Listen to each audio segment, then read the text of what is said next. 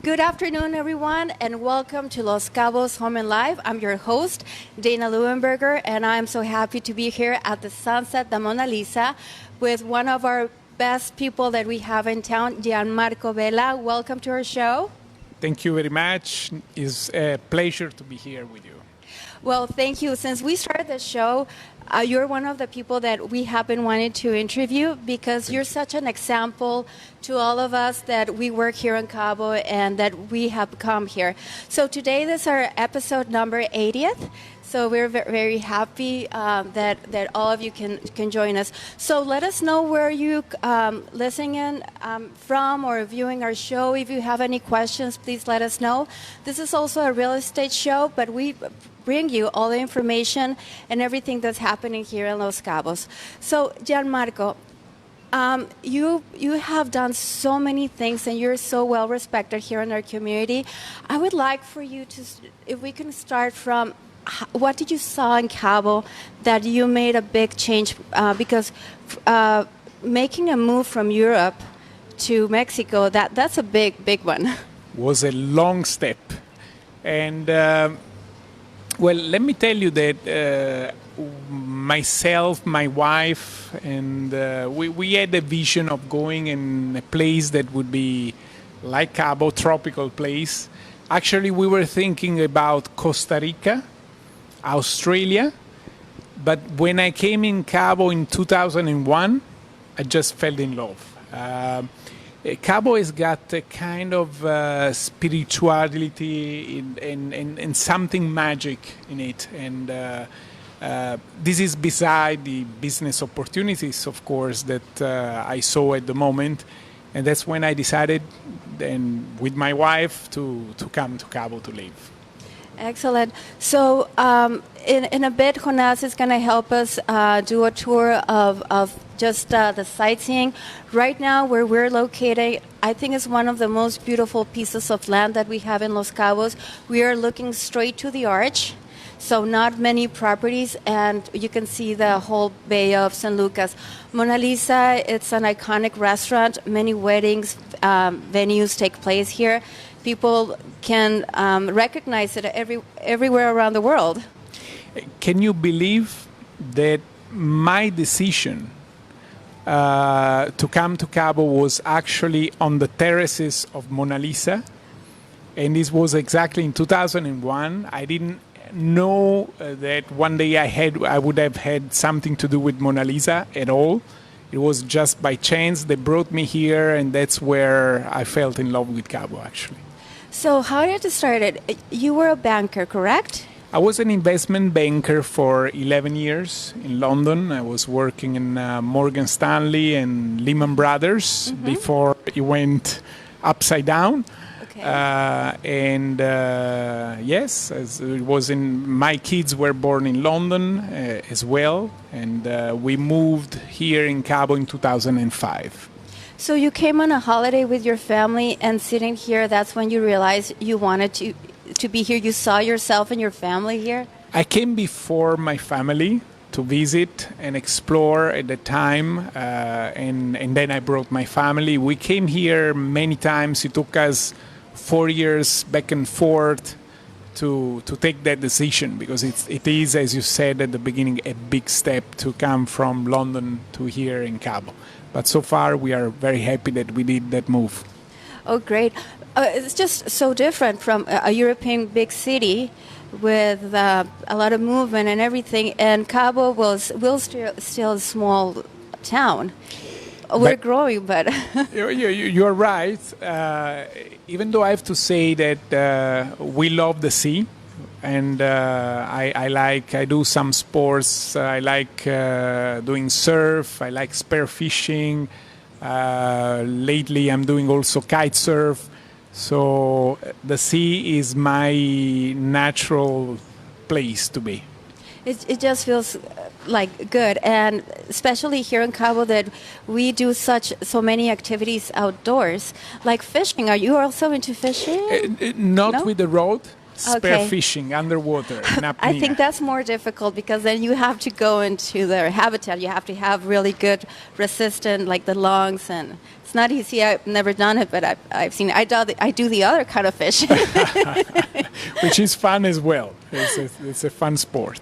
Yeah, but so this is how this program started, because we see businesses, we see name brands, we see the success, but we want to know how did it all started. My idea when I moved here was to be in real estate, precisely. I would have never thought that I would have one day a restaurant. And when I came in 2001, I met an Italian guy, and he actually helped me to explore Cabo. And we saw some property that we liked. In particular, one was the one where the Thompson Hotel is now sitting. And I was very interested in that. It belonged to a local family, and we made an offer for the land. This was in 2002. And basically the answer was, okay, you can have the land, but there is also the restaurant attached to it. So basically I remember Mauro calling me. I was in London, one of those rainy days, as always. Gloomy days. Gloomy days. And he said, no, there is we can have a restaurant. And I said, restaurant? I don't want to have a restaurant. I don't know anything about restaurants. But he said, yeah, but we can have an option to buy the land next to it. And that's when I said, okay, let's take the restaurant, because the land is amazing. It's right on the beach, one of the best property that there are probably in all of Los Cabos. Oh, I agree. It's a gem. But talking about getting out of your comfort zone, because the restaurant business, it is not easy. You have never been ever in the restaurant. So how do you make this place so successful? You have a huge staff. Yes. We began, and unfortunately my partner who was supposed to manage the restaurant got back to Italy. And so I found myself with a restaurant that I hadn't got any idea how to manage. So I bought a lot of books, completely unuseful. I love your honesty. No, it's to be honest. I called an advisor from Italy who was a consultant, and he stayed with us. Nello Colella, a Napolitan guy, very funny guy, amazing guy, and he helped us a lot. I learned lots of things from him. And then also I did a lot of mistakes, and you learn from those very well. And then I started to like the restaurant business. If you think about it, when I'm also a developer, when you start to do a development, you have to do the drawing, the new house, you have to do all the strategy, and it takes 1 year and a half to know if you are successful or not, and to see the result. In the restaurant business, you can take a decision today of a new plate, of a new offering, of something new, and you have the result the same day. So that part of this business is something that I really like. And this is why, after Mona Lisa, I expanded and I have other restaurants as well. But this is very good information. This is very good content that you're sharing with our audience, because how many young businessmen are just trying to, or have an idea, but sometimes we are very afraid to fail. But the more we fail, the more we learn.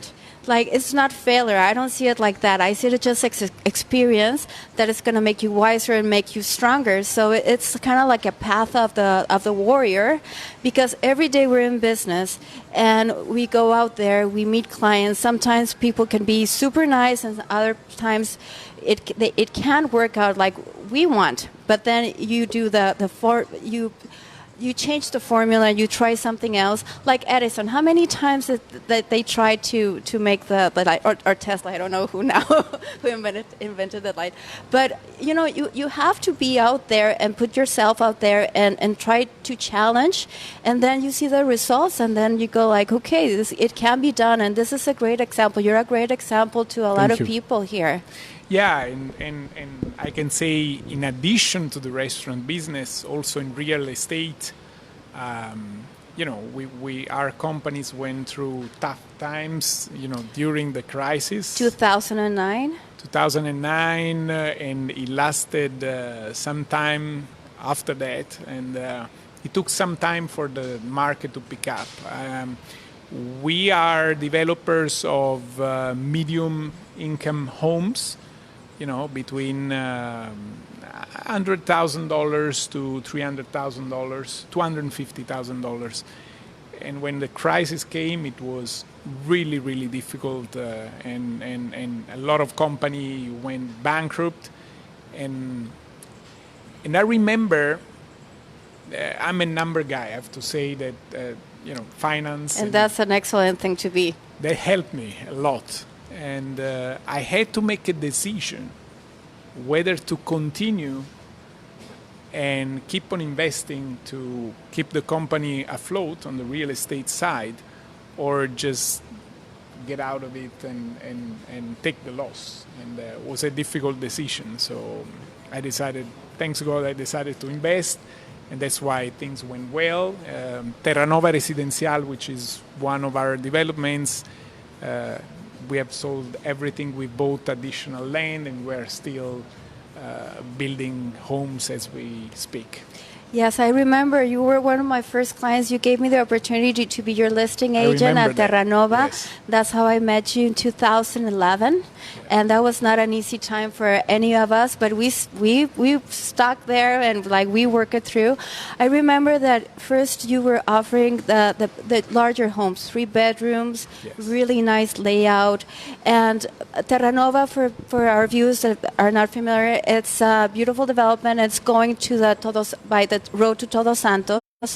It's on, you go to your right hand, and they're like little cotos, what we call them. So the design, everything was very exquisite, very, very beautiful. And then you started doing the Capri, the condos, smaller size, the price around $116,000, $103,000. That was the crisis. The crisis, we had to come up with a strategy and expand our audience, our potential people who could buy the home. So we decided that the 2 floors homes we were selling, we would cut them in half and have first floor and second floor. And that's when we came up with the Carini apartment. Yes. So we have Carini and Loft, and they've been a great success. I mean, we sold them all in the last 2.5 years.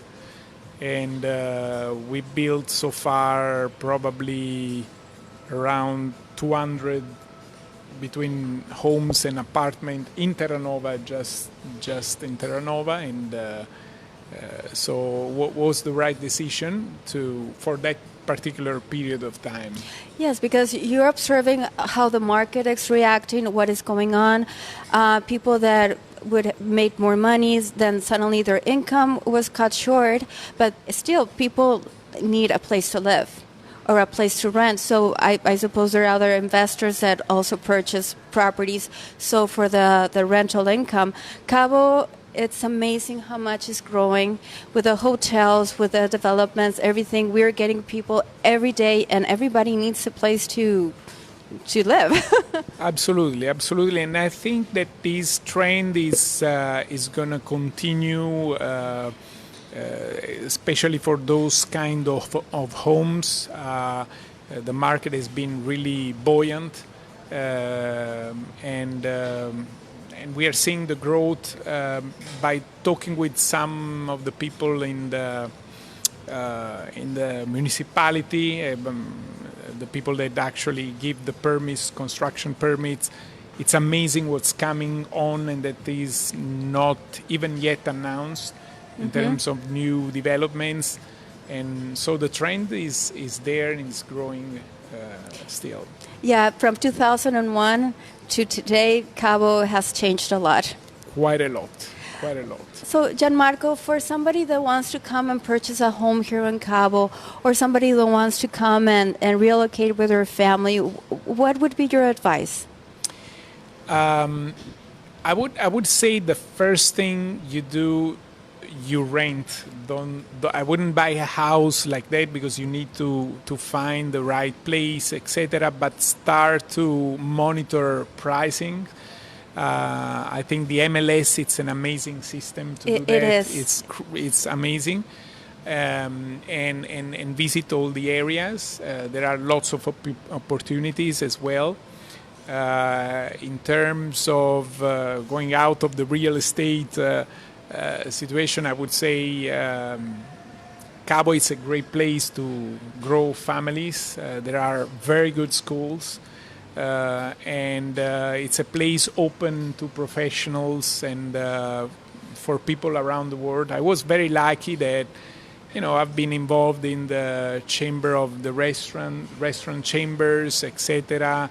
I'm part of the Consejo Coordinador de los Cabos, etc. They've opened door, so if someone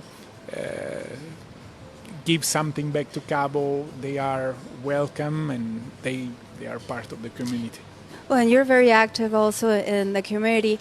And one of the things that I've seen in Cabo is I consider it like a gold mine. There's so many opportunities, especially people that come from bigger cities, that you see a lot of things that we don't have here that you might have in another city. Then you can come here and develop that idea.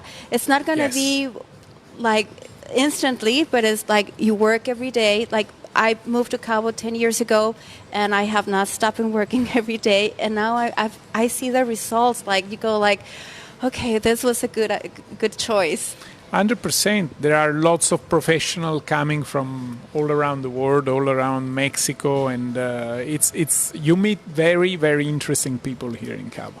Cabo is a melting pot, isn't it? It people is. From Europe like yourself, people from many places in Mexico, and we all come here. Like we have a lot of Canadians, U.S., and so we're multicultural, and I think that's great. Even for parents that bring their children here, their kids go to school, and I have friends that their kids are invited to the summer in Canada, or then they go to see their friends' parents in Connecticut. So all of that culture is really, really nice. We have some messages. Hermes Mesa, it's a really good program. Nice English from the lady. Very good. Muchas gracias. Colin Grant, hello. Eloisa Alvarez, she says saludos. Jane Backer. Ken Barnes, excellent show. We learned so much and appreciate the experience and insight of you and your guests. Try to catch it live, if not the replay. Thank you so much. Thank you so much. We have this show, and that's what we want to show you, the best we have in Cabo. And we're sitting right now with the best in Cabo. Thanks so a lot. You were mentioning about giving back to Cabo. Now, so you're currently the president of Sabor a Cabo, and Yes. for our audience that does not know what is it, can you let us explain? Sabor a Cabo, this is going to be the 14th year that we are going to have this great, it's a culinary event and a concert. We're going to have very important chefs coming from around the world. One of them is John George. He has several Michelin stars. Okay. And he's going to be the judge because it's going to be also a cooking competition. We're going to have a live stage with the chefs competing and chefs from around Cabo, restaurants that are going to participate to the show. And then we are going to have a concert at the end of the evening, and there is a guy called Alejandro Sanz. Oh, You know him. of course, yes. He's a very famous Spanish musician. Yes, and he has won several Grammy. Yeah, exactly. Or Grammys, yes.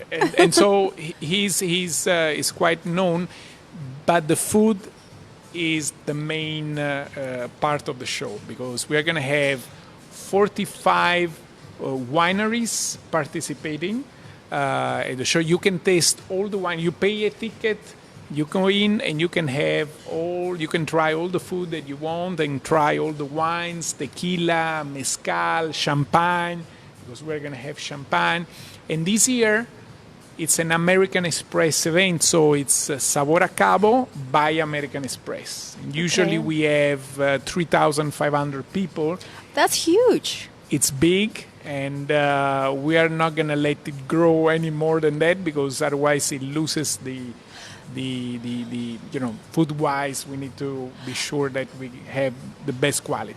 So make sure that everybody gets their tickets in time, because also, when is it? It's October, November? It's going to be on the 30th of November. 30th of November. So that's after Thanksgiving, U.S. Yes. Thanksgiving. Everybody's down here. Everybody's ready to party. So tickets go like that. So if anybody's interested to get them soon. I think it's probably one of the most known event in Cabo, and a lot of local people and tourists come to it. So it's really worth it. It's a great night to be. And it's on a golf course. Sorry to interrupt. Yeah, I was going to ask you where it's going to be. It's going to be in San Jose, in a Campestre golf course, and it's going to be spectacular. Well, it's a beautiful venue where you chose this year, every year. And I have clients that come, they plan their trip, so they just can assist to the event, and then they spread the word around. And that's what also we want to let everybody know, that if you haven't been to one, that it's a must. So you can find. And it's not only one day. The main event is on the 30th. But then the day after, we are going to have several tasting menu with the invited Michelin chefs in different restaurants. We are going to have also cooking classes. And then on the next Sunday, after the 30th, so we are talking about the 8th of December, we are going to have Sabor a Cabo Rural, which is usually we do it in a farm just outside Cabo, very easy to reach. And it's more about regional cuisine. There's going to be folkloric dance, etc., etc. And this is another way of living the experience of Los Cabos, but more at a regional level. Because also we're very famous here for farm to table. And for their organic farms, and it's so healthy. And even the prices here are more accessible than if you go to anywhere, like comparison to the States or Canada, when you purchase organic very much. Produce. We have had here invited chefs from around the world, and they are just amazed and surprised of the type of organic vegetables, the mini vegetables that we have here, the flavor. They get really surprised, because we are a desert, but we have amazing vegetables. We do, because in the area of Todos Santos, very rich soil, and also Animas Bajas, that also area in Miraflores is also very rich. So you can find a lot of things. But I remember when we used to come to Cabo back in the 80s, just to purchase things. We didn't have the big supermarkets. That's how we used to buy things. It was only Aramburu. It was so expensive. Yeah. I remember my mother even bringing down like a pancake batter and all that stuff. Yes, but we're very lucky, and this is one of the must-to-go events here in Cabo, Sabor a Cabo. And I didn't know that after the main event, there's continues. Yes. So you get to meet those chefs, like the Michelin chefs, and then learn from them? Absolutely. Well, first of all, you will see them on stage competing. Basically, there are 6 to 9 restaurants that have invited Michelin chef or best restaurant of the world chef. And we will see them competing on a stage and cooking in front of everybody. So it's a great show. And we're very proud here in Los Cabos for the high quality of restaurants and what we have to offer, because we have people that are used to traveling anywhere in the place and like even doing the Michelin tours through Europe restaurants, and they come here and they find this great quality, but you get also to play in the sun and, and on the water. Exactly. And actually, since you are here, I've got a little announcement to make for maybe a few people don't know that. It's a different subject. But on the 16th of August, well, let me go back. Last year, we presented a law in Baja California Sur to eliminate certain plastics. Yes. So we're talking about bags, plastic bags, we're talking about straws, and we are talking about unicell containers for food. We presented the law as CANIRAC, which is the Chamber of Restaurants. It was approved last year, and it will start to be basically in place by the 16th of August. So if you go now to supermarkets, right now, if you go to Mega or Walmart or whatever, you won't find already plastic bags. And I think this is a great achievement for our community, for Baja California Sur. You know, I go spear fishing and I had to take out lots of bags and things that you find at sea. So this is going to help and improve the community immensely. So I'm very happy about this, and people should know. Speechless. What can you say about something that we have been wanted to be done? Thank you so much. Thank you from everybody that you guys have worked on that. And so it's not now something that people want, it's a reality. Yes. So August 16th is just a few days away. Absolutely. And so this is going to be amazing. We're coming to the hurricanes. Well, we're in the hurricane season. And when all the rain comes, then you can see, like we have gone on our boat to the arch, and you just see those big spots of like plastic, and you go like, oh my God. Like we were fishing by the Golden Finger not that long ago, and we saw a shark, and his fin was just like for plastic. And then so you see that, and it really breaks your heart. So this is a huge step. This is very big. This is very big. Just consider, just to give you an idea, the production of plastic bags in 1 year in all of Baja California Sur would cover 75% of the whole territory. If you put them all together, piled up, you know, in all of Baja, it would cover 75% of all the territory of Baja California Sur. So it's an immense amount of plastic that is going to be taken out of our state, which is very important. Out of our ecological area. Because it just doesn't make sense to me. It just doesn't justify the use that you put something that you use for 10 minutes that you can carry, and like it looks so cute. Like if you go to the market and you have your basket or your bags, it's just common sense, right? Absolutely. As we were doing, you know, probably one century ago. Our mothers, our grandmothers, exactly. They did that, and it makes more sense. Yes. So thank you so much. That is great. That is the law. So now everybody just go to and buy your plastic bags and things like we have this group called Lady Multitask, and there's it's great because everybody sells their things there, like facial creams or whatever.